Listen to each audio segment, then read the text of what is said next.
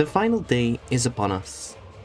This is level 90 and third story trial encountered in the Endwalker expansion. Let's explain this fight a bit better, so we have it tomorrow.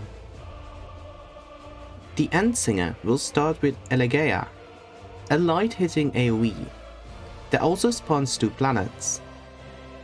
Both will move around the platform, one being faster than the other. When they collide, they will explode with a massive AoE. This mechanic gets repeated throughout the fight, so be sure to look out for all the spinning planets. Galaxias is a pushback originating in the middle. She will then get closer to the field and cast Elenchos. This is a visual mechanic with 2 options. If her mouth is open, she'll do a line AoE in front of her face. If her eyes are leaking, she will do a line AoE in front of each of her 2 wings. Death's Embrace targets everyone for a conal-shaped AoE. Be sure to be spread out to avoid overlap. These will also leave behind feathers that after a short duration create AoEs. Up next, she will spawn several little heads with Aporrhoia. These will all create line AoE in front of them. Dodge appropriately. Hubris will target both tanks for a tank buster each. She then casts Elegeia Unforgotten, which is basically an upgraded version of the previous Elegeia cast. This starts with a moderately hitting AoE, followed up by spinning another set of planets that collide. This time, however, the boss records the explosion and after a short duration casts Fatalism.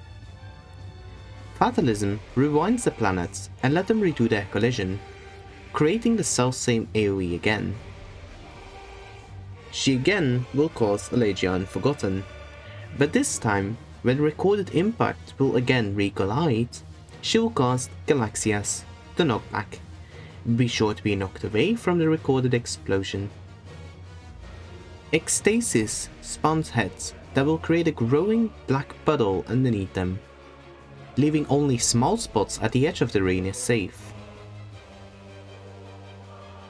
The boss will then disappear and reappear on a random side of the arena and cast big line AoE, while targeting 4 people for personal AoEs. At around 45%, she will cast planets, spawning a little Cacodemon, which has to be killed before her bar reaches 100.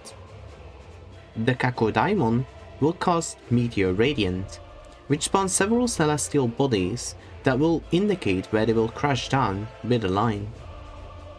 She'll also cast personal AoEs and Catastrophe, a moderately hitting AoE.